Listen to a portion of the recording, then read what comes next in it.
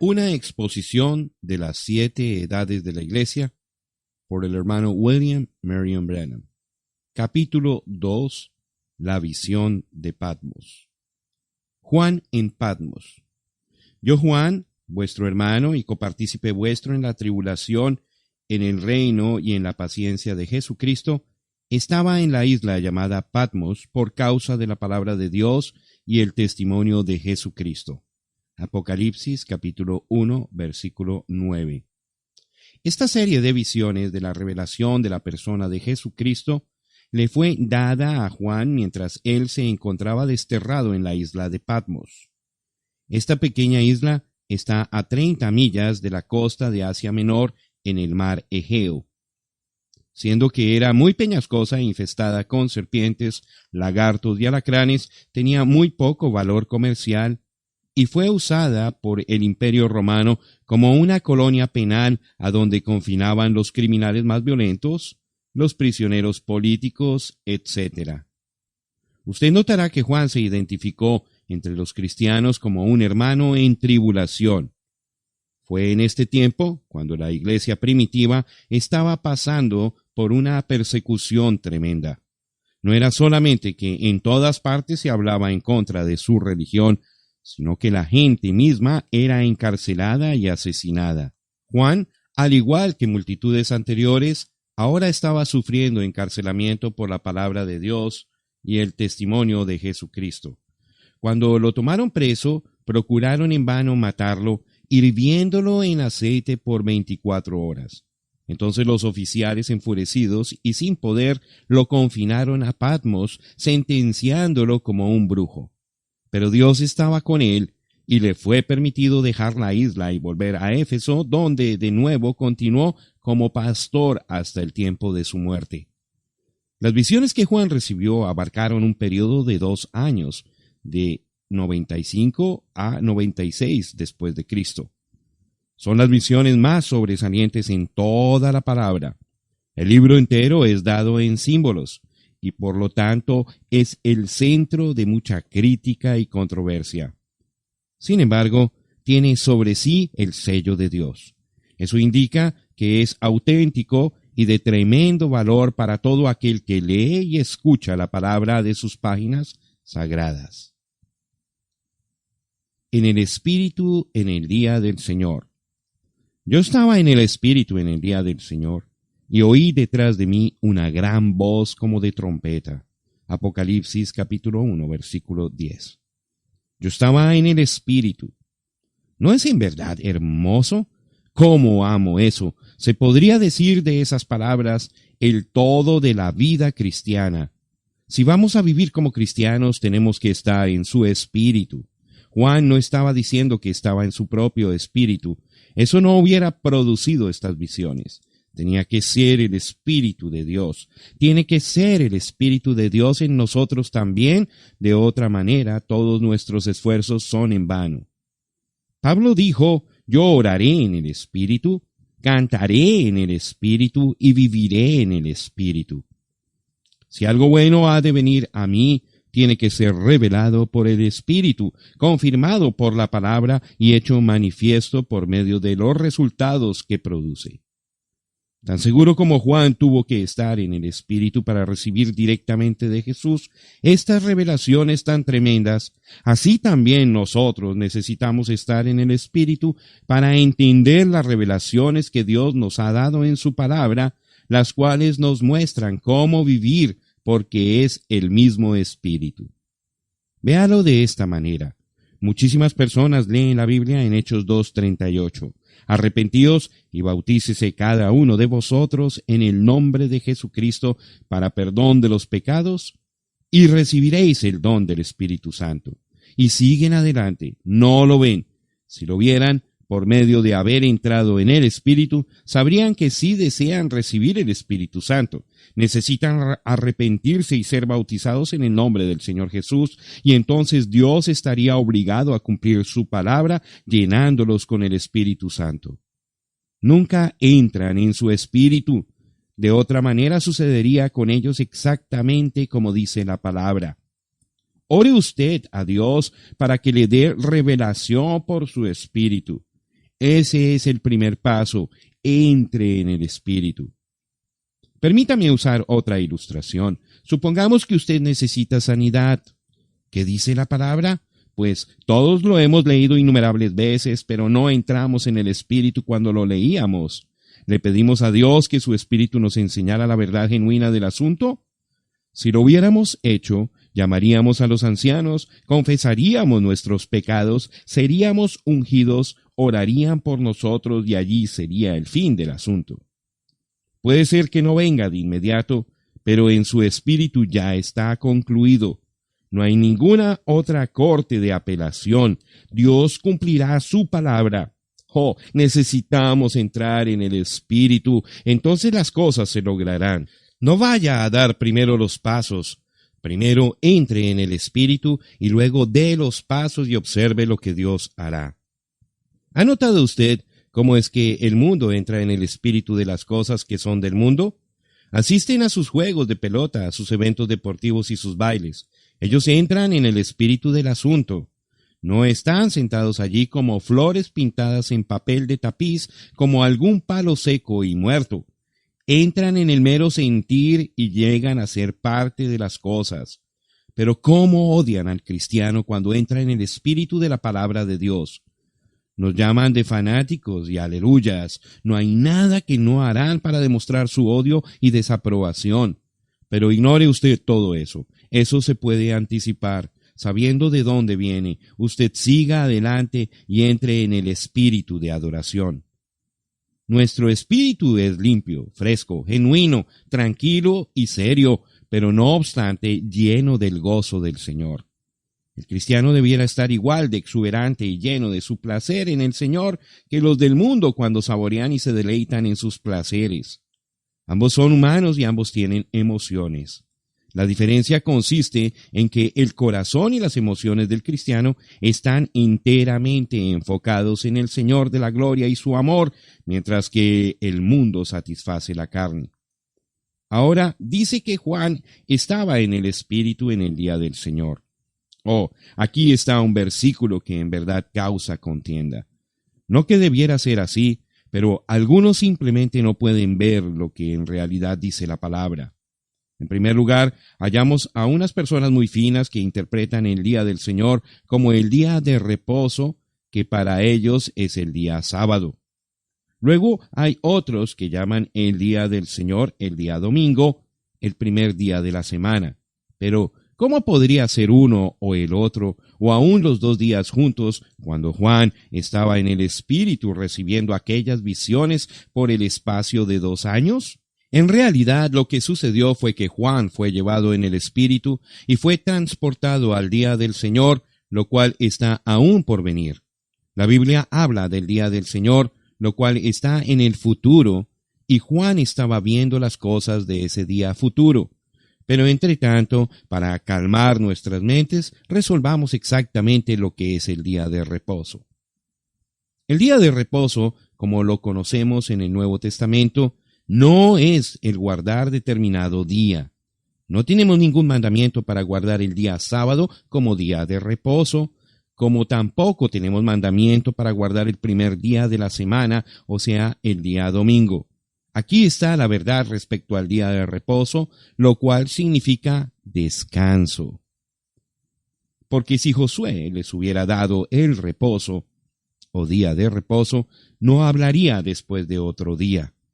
Por tanto, queda un reposo, el guardar el día de reposo, para el pueblo de Dios, porque el que ha entrado en su reposo también ha reposado de sus obras, como Dios de las suyas. Hebreos capítulo 4, versículos 8 al 10. ¿Captó usted la frase clave en la última parte del versículo 10? Dios reposó de sus obras. Dios dio al pueblo de Israel el 7º día para su día de reposo, en conmemoración de su propia obra cuando Él creó el mundo y todo lo que contiene, y entonces cesó de crear. Él cesó de sus labores. Él reposó. Estaba muy en orden dar un día de reposo a una gente que estaba toda en un lugar a un mismo tiempo para que pudieran todos guardar un determinado día. Hoy día la mitad del mundo tiene luz, mientras que la otra mitad está en tinieblas, así que eso no funcionaría. Pero eso solamente es un argumento desde el punto de vista natural. Veamos lo que la Biblia nos enseña respecto a este día de reposo. Porque el que ha entrado en su reposo, esto no es solamente entrar, sino permanecer en el reposo. Es un reposo eterno, del cual el séptimo día solo es un tipo. 7 es consumación. 8 es nuevamente el primer día. La resurrección de Jesús ocurrió en el primer día de la semana, concediéndoles la vida eterna y un eterno día de reposo. Entonces podemos ver por qué Dios no nos pudo dar un cierto día de la semana como día de reposo. Hemos entrado y permanecemos en nuestro reposo, lo cual el pueblo de Israel no pudo hacer, teniendo solo una sombra de la verdadera sustancia que nosotros gozamos. ¿Por qué volver a una sombra cuando ahora tenemos la realidad? La manera de recibir este descanso o continuo día de reposo es por la invitación de Jesús. Él dijo: «Venid a mí, todos los que estáis trabajados y cargados, y yo os haré descansar. Llevad mi yugo sobre vosotros y aprended de mí, y hallaréis descanso», o el guardar el día de reposo, no un cierto día, sino vida eterna, reposo para vuestras almas. Mateo capítulo 11, versículos 28 y 29. No importa cuánto tiempo usted tiene caminando bajo la carga de su pecado, ya sean 10, 30 o 50 años o aún más, venga con su vida cansada y agobiada y hallará su descanso, el verdadero reposo. Jesús le dará descanso. Ahora, ¿cuál es exactamente el descanso que Jesús le dará? Porque toda mesa está llena de vómito y suciedad hasta no haber lugar limpio. ¿A quién se enseñará ciencia o a quién se hará entender doctrina? ¿A los destetados? ¿A los arrancados de los pechos? Porque mandamiento tras mandamiento, mandato sobre mandato, renglón tras renglón, línea sobre línea, un poquito allí, otro poquito allá, porque en lengua de tartamudos y en extraña lengua hablará a este pueblo, a los cuales él dijo: «Este es el reposo, día de reposo, dad reposo al cansado, o bien el guardar su día de reposo, y este es el refrigerio», mas no quisieron oír. Isaías capítulo 28, versículos 8 al 12. Aquí en Isaías está profetizado, y tuvo su cumplimiento como 700 años más tarde, en el día de Pentecostés, cuando fueron todos llenos del Espíritu Santo, exactamente como fue predicho que sucedería. Este es el verdadero día de reposo que fue prometido. Por lo tanto, cuando fueron llenos del Espíritu Santo, cesaron de sus obras mundanas, sus costumbres mundanas y sus caminos errados. El Espíritu Santo tomó cargo de sus vidas. Ellos entraron en un reposo. Allí está el descanso. Allí está el día de reposo. No es un determinado día o un año, sino la eternidad de ser lleno y bendecido en el Espíritu Santo. Es usted cesando y Dios obrando. Es Dios en usted deseando y obrando de su buena voluntad. Permítame hacer hincapié una vez más respecto a los sabatistas que dicen que estamos errados al reunirnos el día domingo, el primer día. Aquí está lo que dijo Justino en el segundo siglo. El día domingo se reúnen todos aquellos que viven en las ciudades y en las aldeas, y se lee una porción de los escritos y las biografías de los apóstoles hasta donde el tiempo permite. Cuando se termina la lectura, el que preside da un primer discurso en el que amonesta y exhorta a que se deben de imitar esas cosas tan nobles. Después nos ponemos todos de pie para orar unánimes. Al terminar la oración, como ya hemos dicho, nos presentan el pan y el vino y se ofrece el agradecimiento y la congregación responde con amén.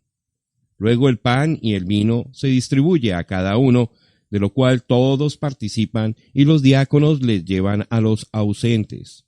Luego los pudientes y los que tienen el deseo contribuyen voluntariamente y esta colección se entrega al que preside, de donde él ayuda a los huérfanos, las viudas, los prisioneros y los extranjeros con necesidad. Por lo tanto, vemos que aquellos que reclaman que la iglesia primitiva perseveró con la costumbre judaica de congregarse en el último día de la semana están gravemente ignorantes de lo que la historia en realidad tiene registrado y por lo tanto no son dignos de confianza. Oh, que la gente pudiese venir a él y hallar ese descanso. Existe un clamor en todos los corazones por ese descanso, pero la mayoría no conoce la respuesta. Así que tratan de apaciguar ese clamor por medio de un procedimiento religioso de guardar ciertos días y aceptando credos y dogmas denominacionales. Pero al fallar en eso, muchos se van tras la botella, la parranda y todo exceso físico, pensando que a través de los placeres mundanos puede haber alguna clase de satisfacción. Pero en tales cosas no existe el descanso. Fuman y toman píldoras para calmar los nervios. Pero no hay descanso en las pociones terrestres. Necesitan a Jesús, necesitan el remedio celestial, el reposo del Espíritu. La mayoría asiste a la iglesia el día domingo. Eso está bien, pero aún allí no tienen la menor idea de cómo llegar ante Dios ni cómo adorarle. Jesús dijo en Juan 4:24 que la adoración verdadera era en espíritu y en verdad. Pero, ¿qué clase de adoración se espera hallar en una iglesia que conoce tan poquito de Dios que ponen a Santa Claus en tiempo de Navidad y conejitos en tiempo de Pascua? ¿De dónde obtuvieron tales cosas? Lo obtuvieron con los paganos y lo fijaron como parte de la doctrina de la iglesia. Pero cuando uno se entrega al Señor y es lleno del Espíritu Santo, entonces deja todo aquello. Él tiene un reposo en su alma. En realidad comienza a vivir y a amar a Dios y a adorarle. Ahora volvamos a nuestra escritura. Sabemos lo que no es el día del Señor. Si no es el sábado ni el domingo, entonces, ¿qué es? Pues podemos decir esto con certeza. Hoy ciertamente no es el día del Señor. Este es el día del hombre. Es la hechura del hombre, el trabajo del hombre, la iglesia del hombre. La idea del hombre respecto a la adoración, todo del hombre por cuanto es el mundo del hombre, cosmos. Pero el día del Señor está por venir. Así es. El caso es que en este tiempo de la revelación de Jesucristo, Juan fue llevado por el Espíritu y transportado por el Espíritu a aquel gran día que está por venir. El día del Señor es cuando los días del hombre han terminado. Los reinos de esta tierra entonces serán los reinos de nuestro Dios. El día del Señor será cuando caigan los juicios y después viene el milenio. Hoy día el mundo hace lo que desea con el cristiano. Le llaman de toda clase de nombres inmundos burlándose de él. Pero viene aquel día grande y notable cuando lamentarán y sollozarán porque el Cordero viene en ira para juzgar al mundo.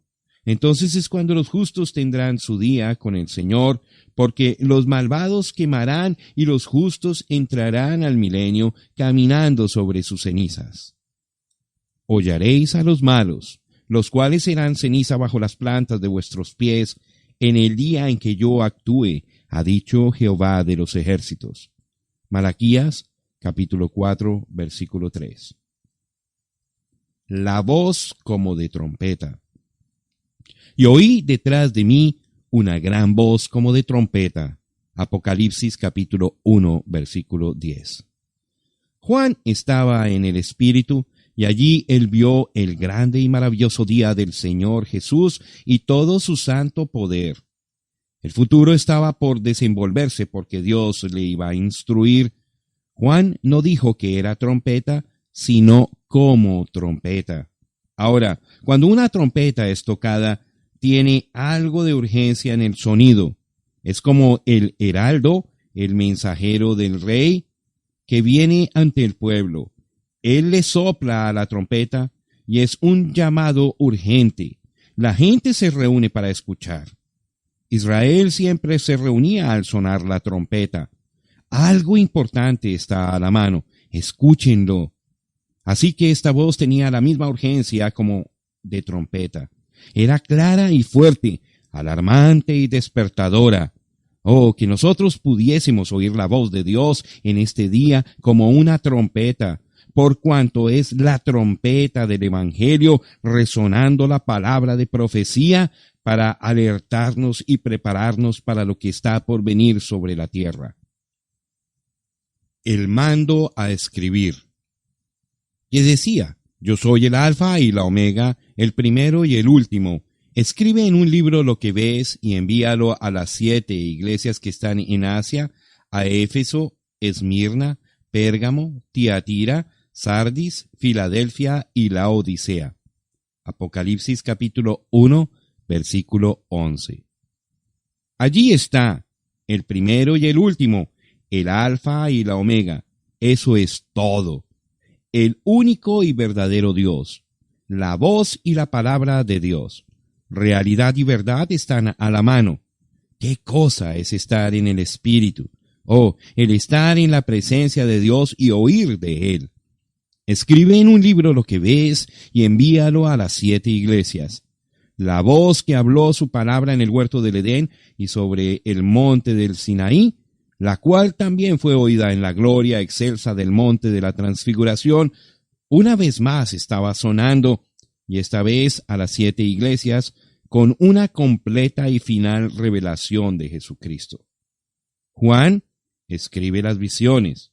Haz un registro de ellas para las edades que han de seguir, por cuanto son las profecías verdaderas, las cuales tienen que cumplirse. Escríbelas y envíalas, haciéndolas notorias. Juan reconoció esa voz. Si usted es uno de los suyos, usted también reconocerá esa voz. Las lámparas de oro. Y me volví para ver la voz que hablaba conmigo, y vuelto vi 7 candeleros de oro. Apocalipsis capítulo 1, versículo 12. Juan no dice que volvió para ver a aquel que hablaba, sino que volvió para ver la voz. Oh, cómo me suena eso. Él volvió para ver la voz. La voz y la persona son la misma. Jesús es la palabra. En el principio era el Verbo, y el Verbo era con Dios, y el Verbo era Dios. Este era en el principio con Dios. Todas las cosas por Él fueron hechas, y sin Él nada de lo que ha sido hecho fue hecho. San Juan capítulo 1, versículos 1 al 3. Si usted en realidad puede llegar a ver la palabra, estará mirando a Jesús. Cuando Juan volvió, él estaba mirando 7 candeleros de oro. En realidad eran lámparas. Y según el versículo 20, son las 7 iglesias. Los 7 candeleros que has visto son las 7 iglesias. No podrían ser candelas o velas para representar las iglesias. Una vela arde por un tiempo y se acaba, muere, allí termina. Pero lámparas poseen una calidad duradera que no se encuentra en las velas. Si usted desea obtener una figura hermosa de la lámpara, lea esto. Volvió el ángel que hablaba conmigo y me despertó como un hombre que es despertado de su sueño, y me dijo, ¿qué ves? Y respondí, he mirado y he aquí un candelabro todo de oro, con un depósito encima, y sus 7 lámparas encima del candelabro, y 7 tubos para las lámparas que están encima de él. Y junto a él 2 olivos, el uno a la derecha del depósito y el otro a la izquierda. Proseguí y hablé, diciendo a aquel ángel que hablaba conmigo, ¿qué es esto, Señor mío? Y el ángel que hablaba conmigo respondió y me dijo, ¿no sabes qué es esto? Y dije, no, Señor mío. Entonces respondió y me habló diciendo, esta es palabra de Jehová a Zorobabel, que dice, no con ejército ni con fuerza, sino con mi espíritu, ha dicho Jehová de los ejércitos. Zacarías capítulo 4, versículos 1 al 6. Aquí está otra lámpara de oro puro. Está ardiendo brillantemente porque tiene suficiente aceite, el cual obtiene de los 2 olivos que están de ambos lados. Los dos árboles representan el Antiguo y el Nuevo Testamento y por supuesto el aceite tipifica el Espíritu Santo, siendo Él solo quien puede dar la luz de Dios al pueblo. El ángel que le habló a Zacarías estaba diciendo en tantas palabras: lo que has visto significa que la iglesia no puede lograr nada por su propia fuerza o poder, sino por el Espíritu Santo. Ahora examinemos esta lámpara. Notará usted que tiene un vaso grande o depósito que es céntrico para los 7 brazos que de allí salen. Este vaso se llena con aceite de olivo que, a su vez, fluye a través de las 7 mechas colocadas en los 7 brazos. Es el mismo aceite que arde y produce la luz en el extremo de los 7 tubos o canales. Esta luz nunca se apagaba. Los sacerdotes se mantenían añadiéndole aceite al vaso. La lámpara se encendía de una manera especial. Primero, el sacerdote tomaba fuego del altar sagrado que fue encendido originalmente por el fuego de Dios. Él encendía primeramente la lámpara que estaba encima del vaso. Luego encendía la segunda lámpara con fuego de la primera. La tercera lámpara recibía su fuego de la segunda, así como la cuarta recibía su fuego de la tercera, y así sucesivamente hasta que las 7 lámparas estaban encendidas. Este fuego santo del altar, que pasó de lámpara a lámpara, es un maravilloso tipo del Espíritu Santo en las 7 edades de la Iglesia. El derramamiento original en el día de Pentecostés, que procedió directamente de Jesús sobre el propiciatorio, está dotando a su iglesia a través de las 7 edades y mostrando perfectamente que Jesucristo es el mismo ayer y hoy y por todos los siglos, el Dios que no cambia ni en su esencia ni en sus modos. En San Juan 15, Jesús dijo: yo soy la vid, vosotros los pámpanos. Él es la vid principal que viene desde la raíz original de la simiente original, en donde está la vida. Ahora, la vid no produce el fruto, sino las ramas. Ahora, observe esto. Se puede injertar en un árbol cítrico, como el naranjo, una rama de toronja, una de limón y otras clases de la misma variedad, y todas las ramas prosperarán. Pero esas ramas injertadas no producirán naranjas. No, señor. La rama de limón dará limones, la rama de toronja dará toronjas, etc. No obstante, esas ramas estarán viviendo de la vida de ese árbol. Pero si de ese árbol llegara a salir otra rama propia, será una rama de naranjo y producirá naranjas. ¿Por qué? Porque la vida en el tronco y la vida en la rama nueva es la misma. Sin embargo, no fue así con las ramas injertadas. Esas ramas injertadas tuvieron su principio en otra clase de vida de otros árboles, de otras raíces, de otras simientes. Seguramente producirán fruto, pero no serán naranjas. No pueden por cuanto no son los originales. Asimismo es la iglesia. La vid ha sido partida y se han injertado otras ramas. Han injertado ramas bautistas, ramas metodistas, ramas presbiterianas y ramas pentecostales. Y dichas ramas están produciendo fruto bautista, metodista, presbiteriano y pentecostal, lo cual viene de sus simientes denominacionales. Pero si la vid llegara a producir otra rama propia, será igual a la vid. Será una rama igual a la que fue producida allá en Pentecostés. Tal rama hablará en lenguas, profetizará y tendrá el poder y las señales de Jesucristo resucitado. ¿Por qué? Porque estará prosperando de los recursos naturales de la misma vid. Vea usted, no fue injertada en la vid, nació en la vid. Cuando aquellas otras ramas fueron injertadas, solo podían producir de su propio fruto porque no habían nacido de esa vid. Ellas no saben nada de la vida original ni del fruto original. No pueden saber por cuanto no nacieron allí. Pero si de allí hubieran nacido la misma vida que estaba en el tronco original, Jesús hubiera pasado por ellas y por medio de ellas se hubiera manifestado. De cierto os digo, El que en mí cree las obras que yo hago, él las hará también, y aún mayores hará, porque yo voy al Padre. San Juan capítulo 14, versículo 12. Denominaciones que son dirigidas por el hombre no pueden haber nacido de Dios, por cuanto es el Espíritu que da la vida y no el hombre. Cuán admirable es pensar en las 7 lámparas obteniendo vida y luz de los recursos de aquel vaso principal, porque tenían sus mechas sumergidas allí. Aquí está representado cada mensajero de las edades de la Iglesia. Su vida está encendida con el fuego del Espíritu Santo. Su mecha, su vida, ha sido sumergida en Cristo. Por medio de esa mecha, Él está extrayendo la misma vida de Cristo y por medio de la misma está dando luz a la Iglesia. ¿Qué clase de luz está dando? La misma clase de luz que estaba en la primera lámpara que se encendió, y por todas las edades hasta el tiempo presente del mensajero del último día, la misma vida y la misma luz es manifestada por medio de una vida que está escondida con Cristo en Dios. No solo podemos hablar así de los mensajeros, sino que todo verdadero creyente está dramáticamente representado aquí. Todos están obteniendo del mismo recurso. Todos han sido sumergidos en el mismo vaso.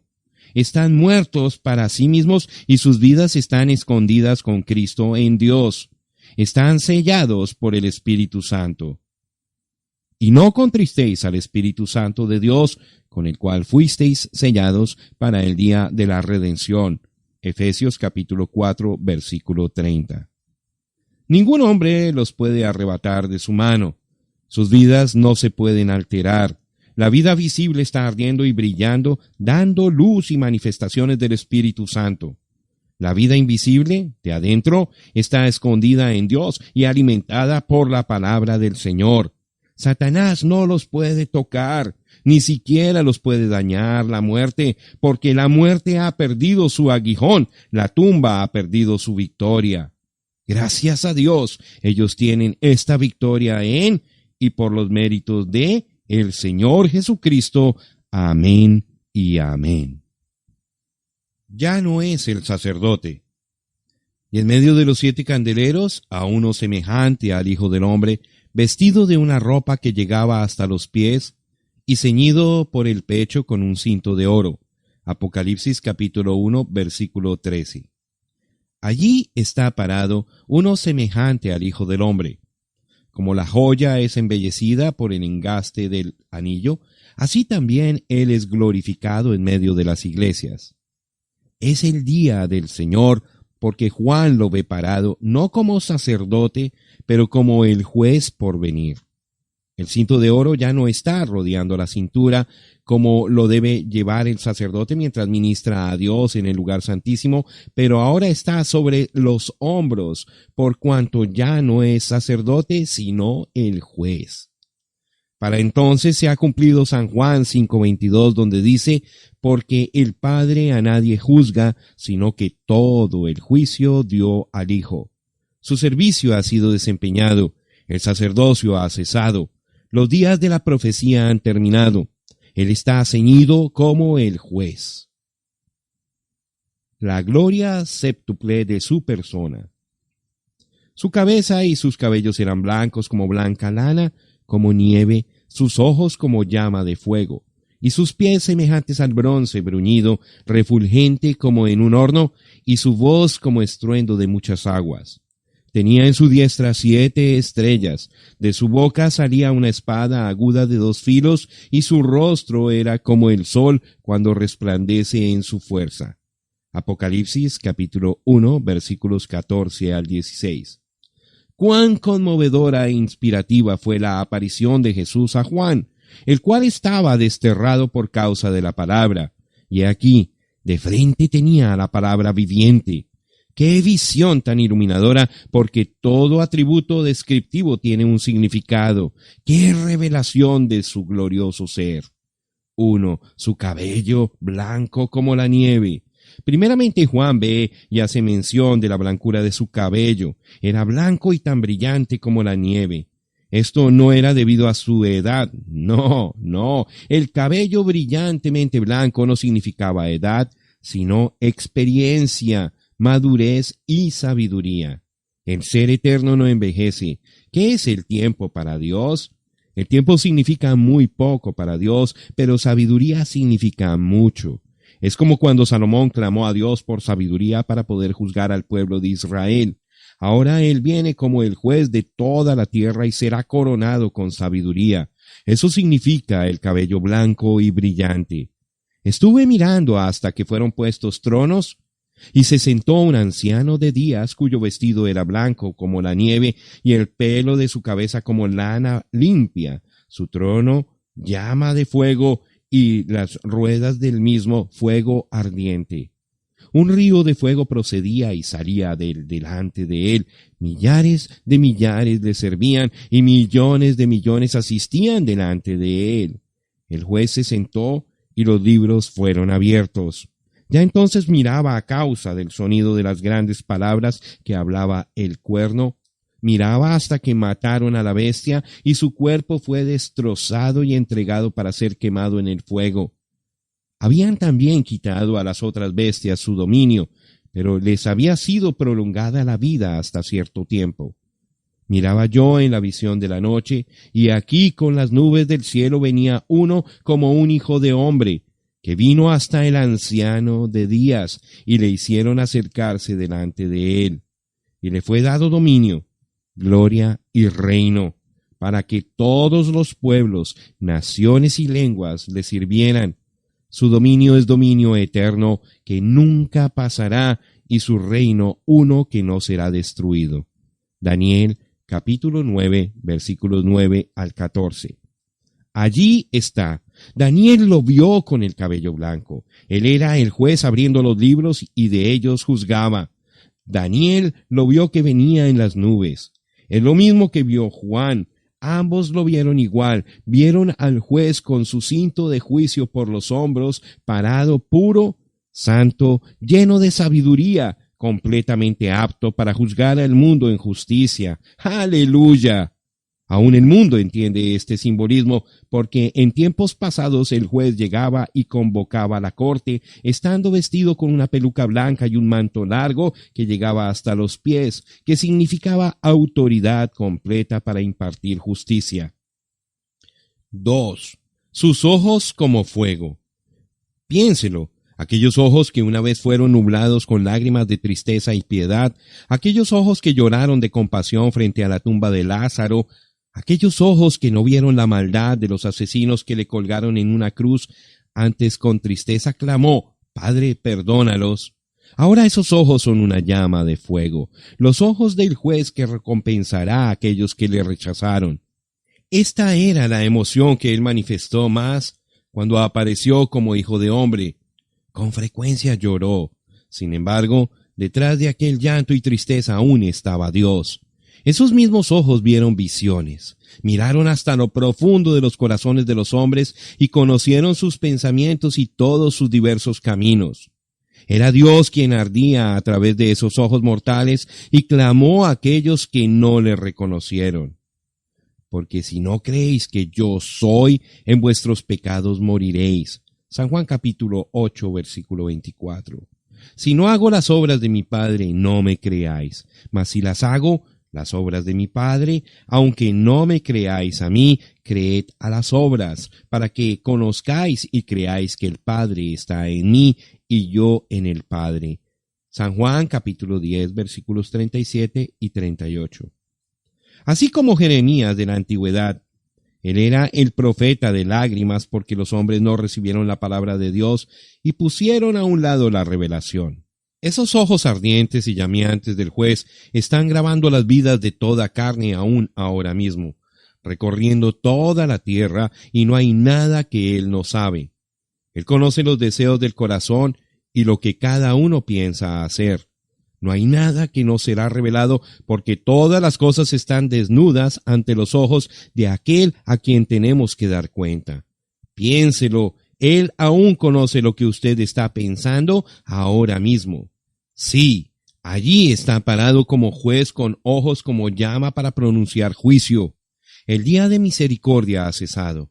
Oh, que los hombres se arrepienten y busquen su presencia en justicia mientras aún hay tiempo, que pudieran hacer de su seno su almohada mientras el mundo se deshace en fuego. 3. Los pies de bronce, y sus pies semejantes al bronce bruñido, refulgente como en un horno. El bronce se conoce por su dureza. No se conoce alguna cosa que se puede mezclar con el bronce para templarlo, pero este bronce que describe sus pies es aún más sobresaliente porque ha resistido la prueba del horno ardiente, lo cual ningún otro ha resistido. Y así es, por cuanto el bronce significa juicio divino, un juicio que Dios determinó y trajo a cumplimiento. Y como Moisés levantó la serpiente en el desierto, así es necesario que el Hijo del Hombre sea levantado para que todo aquel que en él cree no se pierda, mas tenga vida eterna. Porque de tal manera amó Dios al mundo, que ha dado a su Hijo unigénito, para que todo aquel que en él cree no se pierda, mas tenga vida eterna. Porque no envió Dios a su Hijo al mundo para condenar al mundo, sino para que el mundo sea salvo por él. El que en él cree no es condenado, pero el que no cree ya ha sido condenado porque no ha creído en el nombre del unigénito Hijo de Dios. Y esta es la condenación, que la luz vino al mundo, y los hombres amaron más las tinieblas que la luz, porque sus obras eran malas. San Juan capítulo 3, versículos 14 al 19. Y Jehová dijo a Moisés: hazte una serpiente ardiente y ponla sobre una asta, y cualquiera que fuere mordido y mirare a ella, vivirá. Y Moisés hizo una serpiente de bronce y la puso sobre una asta, y cuando alguna serpiente mordía a alguno, miraba a la serpiente de bronce y vivía. Números capítulo 21, versículos 8 y 9. Israel había pecado y el pecado tenía que ser juzgado. Por lo tanto, Dios mandó a Moisés que colocara una serpiente de bronce sobre una asta, y todo aquel que la mirare fue salvo de la pena de su pecado. La serpiente ardiente en el asta simbolizaba el pecado desde el huerto del Edén, en donde la serpiente engañó a Eva y la hizo pecar. El bronce habla de juicio, como es evidente en el altar ardiente, donde el sacrificio fue ofrecido sobre el altar por la pena del pecado. Cuando Dios juzgó a Israel por sus pecados en los días de Elías, Él detuvo la lluvia y los cielos ardientes eran como bronce. Ahora, en esta ilustración vemos que la serpiente sobre el asta representa pecado ya juzgado por haber sido de bronce, mostrando que el juicio divino ya había sido decretado sobre el pecado. Entonces, quien sea que mirare a la serpiente sobre el asta, aceptando el significado, fue sanado, por cuanto esta era la obra o salvación del Señor. La serpiente sobre el asta es un tipo de lo que Jesús vino al mundo para lograr. Él fue hecho carne para poder llevar sobre sí mismo los juicios de Dios respecto al pecado. El fundamento del altar de sacrificio era de bronce sólido, tipificando el cordero inmolado desde antes de la fundación del mundo. Juicio ya había sido decretado sobre él cuando aún no había pecadores. La salvación, siendo eternamente del Señor, él pisó sobre el lagar del vino de la ira de Dios. Su vestimenta fue teñida de color carmesí con su propia sangre. Su porción fue el horno ardiente del justo juicio y la ira de Dios. Él sufrió el justo por los injustos. Tú eres digno, oh Cordero de Dios, porque nos has redimido por tu propia sangre. Mas el herido fue por nuestras rebeliones, molido por nuestros pecados, el castigo de nuestra paz fue sobre él, y por su llaga fuimos nosotros curados. Mas Jehová cargó en él el pecado de todos nosotros.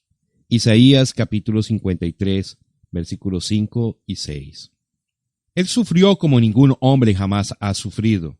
Aún antes de la cruz, él había derramado en el sudor grandes gotas de sangre, anticipando la intensa agonía que estaba por delante, hasta la sangre se le estaba separando en las venas. Y estando en agonía, oraba más intensamente, y era su sudor como grandes gotas de sangre que caían hasta la tierra. Lucas capítulo 22, versículo 44. Pero algún día esos pies de bronce pisarán esta tierra. Y entonces Él será el juez de toda la tierra y juzgará a la humanidad con rectitud y perfección, y no habrá manera de evadir ese juicio. No habrá manera de cambiar o de templar ese juicio.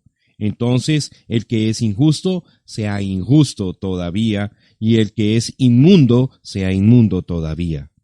El ser inmutable no cambiará entonces, porque nunca lo ha hecho y nunca lo hará. Esos pies de bronce destruirán al enemigo, destruirán al anticristo, a la bestia, la imagen y todo lo que es vil ante su vista. Él destruirá los sistemas eclesiásticos que han tomado su nombre solo para corromper su brillantez y los abrumará juntamente con el anticristo.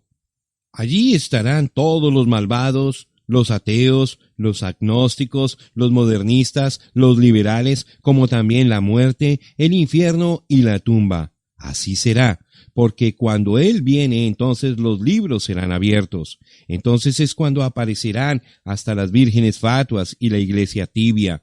Él separará a las cabras de las ovejas. Cuando Él viene se apoderará del reino porque es suyo, y juntamente con Él vendrán los miles de 10,000, su novia, los cuales vienen para ministrarle. ¡Gloria! ¡Oh, es ahora o nunca! Arrepiéntanse antes de que sea demasiado tarde. Despierten de entre los muertos y busquen a Dios para que se les llene de su espíritu, porque de otra manera perderán la vida eterna. Háganlo ahora mientras hay tiempo. 4. Su voz era como estruendo de muchas aguas. ¿Qué representan las aguas? Me dijo también, las aguas que has visto donde la ramera se sienta son pueblos, muchedumbres, naciones y lenguas. Apocalipsis capítulo 17, versículo 15. Su voz era como el sonido de multitudes hablando. ¿Qué es? Es el juicio, porque estas son las voces de las multitudes de testigos, quienes por medio del Espíritu Santo en todas las edades han testificado de Cristo y han predicado su evangelio. Será la voz de todo hombre siendo elevado en juicio contra el pecador que no quiso recibir el aviso. Las voces de los 7 mensajeros se oirán fuertes y claras. Aquellos predicadores fieles que predicaron el poder salvador de Jesús, el bautismo en el nombre de Jesús, el bautismo y el poder del Espíritu Santo, los cuales se mantuvieron con la palabra más que con sus propias vidas. Todos ellos eran la voz de Jesucristo por medio del Espíritu Santo a través de las edades. Mas no ruego solamente por estos, sino también por los que han de creer en mí por la palabra de ellos. San Juan, capítulo 17, versículo 20. ¿Alguna vez ha pensado usted cuán horroroso es para el hombre que va con la corriente irremediablemente hacia la cascada? Piense ahora de aquel rugido mientras él se acerca a su ruina cierta e inevitable. Y de la misma manera viene el día del juicio, cuando el rugido de la multitud de voces lo condenará a usted por no haber prestado atención antes de que fuera demasiado tarde. Tome cuidado ahora mismo, porque en este instante se está grabando sus pensamientos en el cielo. Allá sus pensamientos hablan más fuerte que sus palabras. Como el fariseo que reclamaba tanto con la boca, pero al no escuchar al Señor, su corazón llegó a ser corrupto y malvado hasta que ya era demasiado tarde. Ahora mismo pudiera ser su último llamado para escuchar la palabra y recibirla para vida eterna.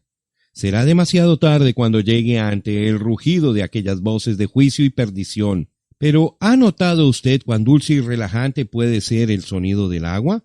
Me gusta salir a pescar y me encanta hallar un lugar donde se puede apreciar el murmullo quieto de las aguas. Allí puedo recostarme y escuchar el agua apaciguando mi corazón con paz, gozo y contentamiento. Cuánto gozo tengo por estar anclado en el puerto de reposo donde la voz del Señor habla paz, así como lo ha declarado la palabra de las aguas de separación. Cuán agradecidos debiéramos de estar al oír su voz de amor y ternura, dirección y protección. Y algún día oiremos aquella misma dulce voz hablarnos, no en juicio, sino en bienvenida, porque nuestros pecados han sido perdonados por su sangre, nuestras vidas han sido llenas del Espíritu y nuestro andar ha sido en la palabra. ¿Qué podría ser más precioso que oír las multitudes de voces de bienvenida y estar rodeado por las multitudes que han creído para vida eterna? Oh, no hay nada como eso.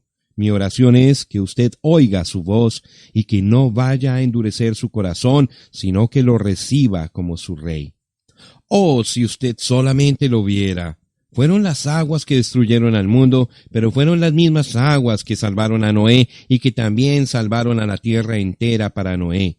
Escuche su voz, la voz de sus siervos, mientras esa voz llama a arrepentimiento y vida. 5. En su diestra había 7 estrellas. Tenía en su diestra 7 estrellas. Desde luego, ya sabemos según el versículo 20 que son las 7 estrellas.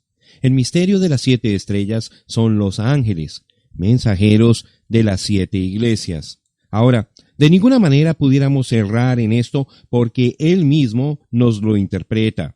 Estas 7 estrellas son los mensajeros a las 7 edades sucesivas de la iglesia.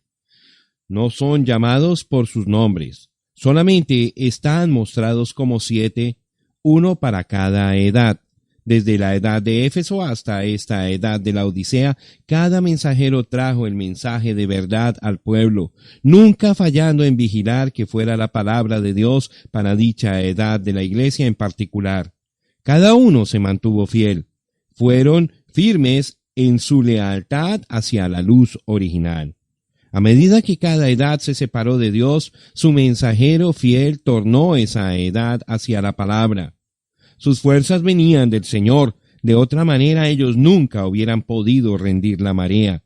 Estaban seguros en su cuidado, porque nada podía sacarlos de su mano, ni tampoco había nada que pudiera separarlos del amor de Dios, ya fuera enfermedad, peligro, desnudez, hambre, cuchillo, vida o muerte.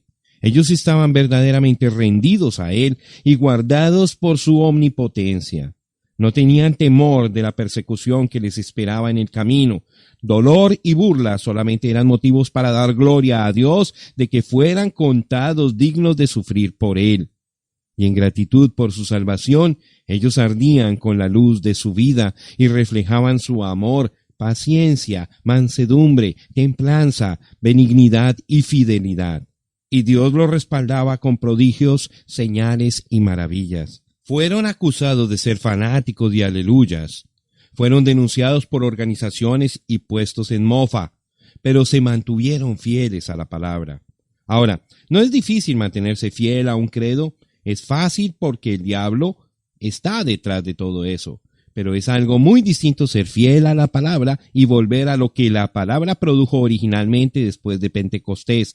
No hace mucho un hombre me dijo que la Iglesia Católica Romana tenía que ser la iglesia verdadera, por cuanto ella se había mantenido fiel a lo que creía a través de todos los años y que no había cambiado, solo había crecido. De ninguna manera es cierto eso. Cualquier iglesia con el respaldo del gobierno y con su propio credo, que de ninguna manera es la palabra, y sin ningún ministerio manifestado que provoque al diablo, seguramente podría continuar. Eso no es criterio aceptable, pero cuando uno piensa en aquel grupo pequeño cuyos miembros fueron aserrados, entregados a los leones, perseguidos y expulsados para allá y para acá, y sin embargo se mantuvieron fieles a la palabra, ahora, eso definitivamente tendría que ser Dios. ¿Cómo es que sobrevivieron la batalla de la fe y aún perseveraron? Ese es el milagro. Y este consuelo no es únicamente para los mensajeros de las 7 edades de la iglesia. Todo verdadero creyente está en la mano de Dios y puede experimentar de su amor y poder y recibir el beneficio completo de todo lo que Dios es para el creyente. Lo que Dios le da al mensajero y cómo lo bendice y lo usa es un ejemplo para todo creyente de su bondad y cuidado para con todos los miembros de su cuerpo. Amén. 6. La espada de 2 filos. De su boca salía una espada aguda de 2 filos. Apocalipsis capítulo 1, versículo 16. Porque la palabra de Dios es viva y eficaz, y más cortante que toda espada de dos filos, y penetra hasta partir el alma y el espíritu, las coyunturas y los tuétanos, y discierne los pensamientos y las intenciones del corazón. Hebreos capítulo 4, versículo 12.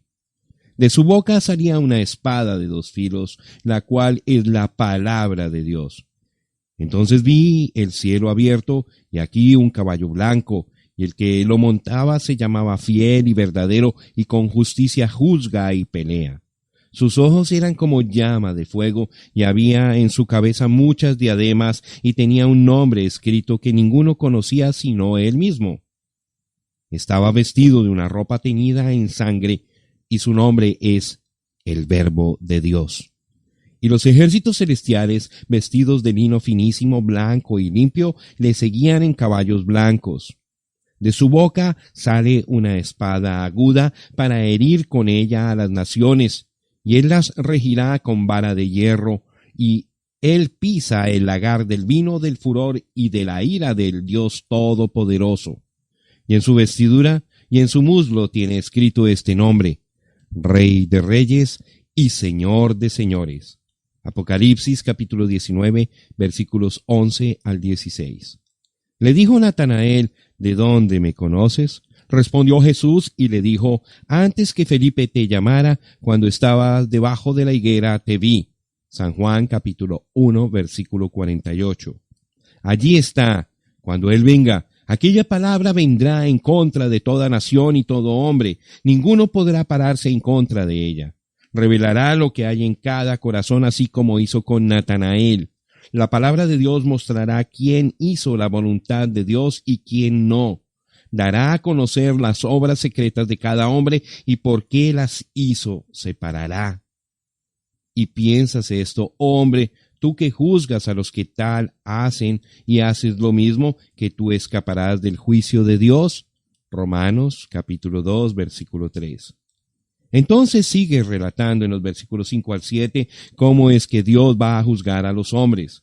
El corazón duro e impenitente será juzgado. Las obras serán juzgadas. Los motivos serán juzgados. No habrá acepción de personas ante Dios, pero todos serán juzgados por esa palabra. Nadie se escapará. Aquellos que oyeron y no quisieron poner atención serán juzgados por lo que oyeron. Aquellos que confiaron y dijeron que la creían, pero no la vivieron, también serán juzgados. Todo secreto saldrá a la luz y será publicado desde los terrados. Oh, entonces sí entenderemos la historia. De todas las edades no quedará ni un solo misterio. Pero, ¿sabe usted que Él está revelando los secretos de los corazones de los hombres y de las mujeres en esta edad en la que estamos viviendo? ¿Quién, aparte de la palabra, podría revelar los secretos de los corazones?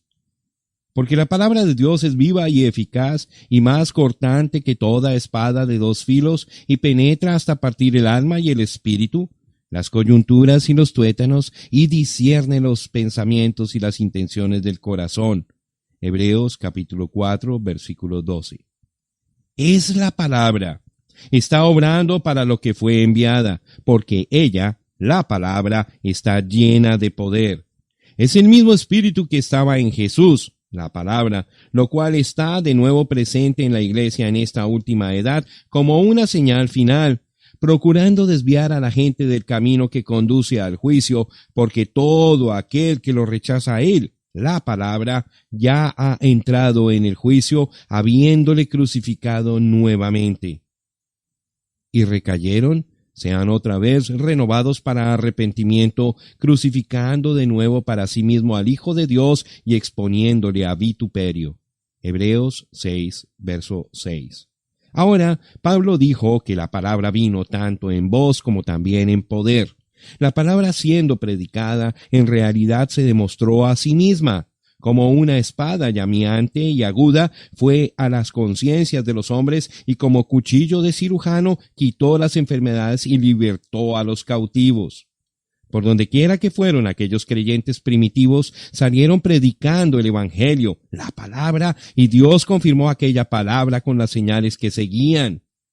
Los enfermos fueron sanados, demonios fueron echados fuera, y hablaron en nuevas lenguas. Esa era la palabra en acción.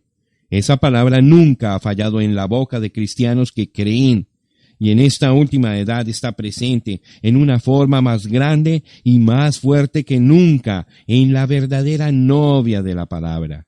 Oh, manada pequeña, ustedes que forman la minoría, manténganse con la palabra, llenen sus bocas y sus corazones de ella, y algún día Dios les dará el reino. 7. Su rostro como el sol. Y su rostro era como el sol cuando resplandece en su fuerza. Apocalipsis capítulo 1, versículo 16. 6 días después Jesús tomó a Pedro y Jacobo y a Juan su hermano y los llevó aparte a un monte alto. Y se transfiguró delante de ellos, y resplandeció su rostro como el sol, y sus vestidos se hicieron blancos como la luz. Y aquí les aparecieron Moisés y Elías hablando con él. Entonces Pedro dijo a Jesús: Señor, bueno es para nosotros que estemos aquí. Si quieres, hagamos aquí 3 enramadas, una para ti, otra para Moisés y otra para Elías. Mientras él aún hablaba, una nube de luz los cubrió, y aquí una voz desde la nube que decía: Este es mi Hijo amado, en quien tengo complacencia, a él oíd. Al oír esto, los discípulos se postraron sobre sus rostros y tuvieron gran temor. Entonces Jesús se acercó y los tocó y dijo: Levantaos y no temáis. Y alzando ellos los ojos, a nadie vieron sino a Jesús solo. Y cuando descendieron del monte, Jesús les mandó, diciendo: No digáis a nadie la visión hasta que el Hijo del Hombre resucite de los muertos. Entonces sus discípulos le preguntaron, diciendo: ¿Por qué pues dicen los escribas que es necesario que Elías venga primero? Respondiendo Jesús les dijo: A la verdad, Elías viene primero y restaurará todas las cosas. Mas os digo que Elías ya vino, y no le conocieron, sino que hicieron con él todo lo que quisieron. Así también el Hijo del Hombre padecerá de ellos. Entonces los discípulos comprendieron que les había hablado de Juan el Bautista. Mateo capítulo 17, versículos 1 al 13. Ahora en Mateo 16, 28, lo cual está antes del texto que acabamos de leer, Jesús había dicho: De cierto os digo que hay algunos de los que están aquí que no gustarán la muerte hasta que hayan visto al Hijo del Hombre viniendo en su reino. Y los 3 apóstoles vieron precisamente eso, el orden de su segunda venida. Lo vieron transfigurado allí sobre el monte. Su vestidura era resplandeciente, blanca, y su rostro brillaba como el sol en su cenit. Y allí junto a él aparecieron Moisés y Elías. Precisamente de esa manera es que él viene otra vez. A la verdad, Elías viene primero y hará volver el corazón de los hijos, la novia, hacia la doctrina apostólica de la palabra de los padres. Y aquí yo os envío el profeta Elías antes que venga el día de Jehová grande y terrible. Él hará volver el corazón de los padres hacia los hijos, y el corazón de los hijos hacia los padres, no sea que yo venga y hiera la tierra con maldición. Malaquías capítulo 4, versículos 5 y 6. Israel ya es una nación. Ella ahora está establecida con sus ejércitos, su marina, sistema postal, bandera y todo lo que tiene que ver con una nación. Pero aún está por cumplirse la escritura que dice en Isaías 66, 8. ¿Nacerá una nación de una vez? Ese día viene pronto. La higuera ha brotado. Los israelitas están esperando al Mesías. Lo están esperando y sus esperanzas están por cumplirse. Israel renacerá espiritualmente porque su luz y su vida están por serle revelado.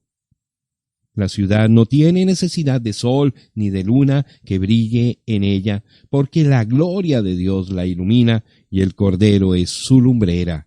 Apocalipsis capítulo 21, verso 23. Esta es la nueva Jerusalén. El Cordero estará en esa ciudad, y por causa de su presencia no habrá necesidad de luz. Allí no saldrá ni se pondrá el sol, porque Él mismo es el sol y la luz. Las naciones que entran allí caminarán en su luz. ¿No está usted contento de que aquel día está sobre nosotros? Juan vio ese día que venía. Así sea, Señor Jesús, ven presto. Porque he aquí viene el día ardiente como un horno, y todos los soberbios y todos los que hacen maldad serán estopa. Aquel día que vendrá los abrazará, ha dicho Jehová de los ejércitos, y no les dejará ni raíz ni rama. Mas a vosotros, los que teméis mi nombre, nacerá el sol de justicia, y en sus alas traerá salvación, y saldréis y saltaréis como becerros de la manada. Hollaréis a los malos, los cuales serán ceniza bajo las plantas de vuestros pies, en el día en que yo actúe, ha dicho Jehová de los ejércitos. Malaquías, capítulo 4, versículos 1 al 3. Allí está nuevamente el sol brillando en toda su fuerza. Oh, la fuerza del Hijo de Dios brillando en medio de los 7 candeleros de oro. Allí está parado Él, el juez, aquel que sufrió y murió por nosotros. Él tomó sobre sí mismo la ira de la justicia divina. Él solo pisó el lagar del vino del furor de la ira de Dios. Como ya hemos dicho, para el pecador su voz es como el rugido de la cascada o como el mar furioso golpeando la costa peñascosa con golpes de muerte. Pero para el santo su voz es como el dulce murmullo de un arroyo mientras uno reposa satisfecho con Cristo, brillando sobre nosotros con sus rayos cálidos de amor. Nos dice: no temáis, yo soy el que era, el que es y el que ha de venir. Yo soy el Todopoderoso. Aparte de mí no hay otro. Yo soy el Alfa y la Omega, el Todo. Él es el lirio de los valles, la estrella resplandeciente de la mañana. Para mi alma, Él es más hermoso entre 10,000. Sí, aquel gran día está por manifestarse, y el sol de justicia nacerá, y en sus alas traerá salvación. El Cristo victorioso. Cuando le vi, caí como muerto a sus pies, y él puso su diestra sobre mí, diciéndome: no temas, yo soy el primero y el último, y el que vivo y estuve muerto, mas he aquí que vivo por los siglos de los siglos. Amén. Y tengo las llaves de la muerte y del Hades. Apocalipsis capítulo 1, versículos 17 y 18. Ningún ser humano podría aguantar el efecto completo de aquella visión. Con sus fuerzas totalmente agotadas, Juan cayó a sus pies como muerto, pero la mano amorosa del Señor le tocó y en voz de bendición le dijo: no temas, no tengas miedo, yo soy el primero y el último, soy el que vive y estaba muerto, y he aquí vivo para siempre jamás. ¿Qué hay que temer? El juicio que cayó sobre él en la cruz, en la tumba, y cuando descendió, todo fue por nosotros. Él absorbió completamente la desgracia de la herida del pecado, y ahora ninguna condenación hay para los que están en Cristo Jesús. Vea usted como cosa cierta que nuestro abogado a la vez es nuestro juez. Él es abogado y juez.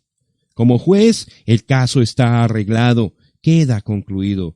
Ahora pues, no hay condenación. ¿Por qué debiera temer la iglesia? ¿Cuál promesa ha dejado él de manifestar ante nosotros? ¿Por qué debiera temer castigo o muerte? Todo ha sido vencido. Aquí está el conquistador poderoso. Aquí está el que conquistó los dos mundos, el visible y el invisible. No como Alejandro Magno, que conquistó al mundo a la edad de 33 años y al no tener otra cosa que conquistar, murió víctima del pecado y de una vida licenciosa. No como Napoleón, que conquistó a toda Europa, pero finalmente fue derrotado en Waterloo y fue deportado a Elba solo para encontrar que había sido conquistado. Pero nada pudo conquistar a Cristo. El que descendió ahora ha ascendido sobre todos, y a él ha sido dado un nombre que es sobre todo nombre. Sí, él conquistó la muerte, el infierno y la tumba, y tiene las llaves de ellos. Lo que él desata es desatado, y lo que él liga es ligado. No se puede cambiar. No hubo conquistador antes de él, y no hay ninguno aparte de él. Solo él es el Salvador y Redentor. Él es el único Dios y Señor Jesucristo es su nombre. No temas, Juan. No teman ustedes, manada pequeña. Ustedes son herederos de todo lo que yo soy. Todo mi poder es para ustedes. Mi omnipotencia es de ustedes mientras estoy parado entre ustedes. No he venido para traer temor y derrotas, sino amor, valor y habilidad. Todo poder me ha sido dado y está a la disposición de ustedes. Hablen la palabra y yo la pondré por obra. Ese es mi pacto y nunca podrá fallar. Las 7 estrellas y los 7 candeleros. El misterio de las 7 estrellas que has visto en mi diestra y de los 7 candeleros de oro. Las 7 estrellas son los ángeles, mensajeros de las 7 iglesias, y los 7 candeleros que has visto son las 7 iglesias. Apocalipsis, capítulo 1, verso 20. Ya hemos descubierto la verdad de estos dos misterios. Es cierto que no hemos revelado quiénes son estos 7 mensajeros, pero con la ayuda de Dios lo haremos y ese misterio quedará resuelto. Conocemos las 7 edades, están registradas en la palabra, y trataremos con cada una hasta llegar a esta última edad en que vivimos. Pero dando una mirada final a este capítulo, veámoslo a él allí en medio de los candeleros de oro con las 7 estrellas en su diestra. Oh, casi lo deja a uno sin aliento al verlo allí en su deidad suprema. Él es el juez, el sacerdote, el rey, el águila, el cordero, el león, el alfa, la omega, el principio y el fin, el Padre, Hijo y Espíritu Santo, el que era, que es, que ha de venir, el Todopoderoso, el todo en todo. Allí está el autor y el consumador. Digno es aquel Cordero. Él probó su mérito cuando él solo compró nuestra salvación. Ahora se encuentra en todo su poder y en toda su gloria, con todas las cosas entregadas a él como juez. Sí, allí está parado entre los candeleros, con las estrellas en su diestra. Es de noche porque entonces es cuando usamos lámparas para alumbrar. Y entonces es cuando se ven las estrellas brillando y reflejando la luz del sol. Y está oscuro. La iglesia camina por fe en la oscuridad. Su Señor partió de este mundo, pero el Espíritu Santo aún brilla a través de la iglesia, dando luz a este mundo corrupto por el pecado. Y aquellas estrellas también reflejan su luz. La única luz que tienen es su luz. ¡Cuán oscuro está! ¡Cuánto frío hace espiritualmente! Sin embargo, cuando Él llega a la escena, entonces hay luz y calor, y la iglesia recibe poder, y por medio de Él, ella hace las obras que Él hizo. Oh, que pudiéramos verlo como lo vio Juan. ¿Qué tipo de gente debiéramos ser parados ante Él en aquel día? Si usted aún no le ha entregado su vida, ojalá que lo haga en este momento, y arrodíllese allí donde está, y pida su perdón por sus pecados y rinda su vida a Él. Entonces, juntos procuraremos entrar en las 7 edades de la iglesia, y al hacerlo, ruego que Dios ayude a este siervo indigno para que pueda revelar su palabra a usted.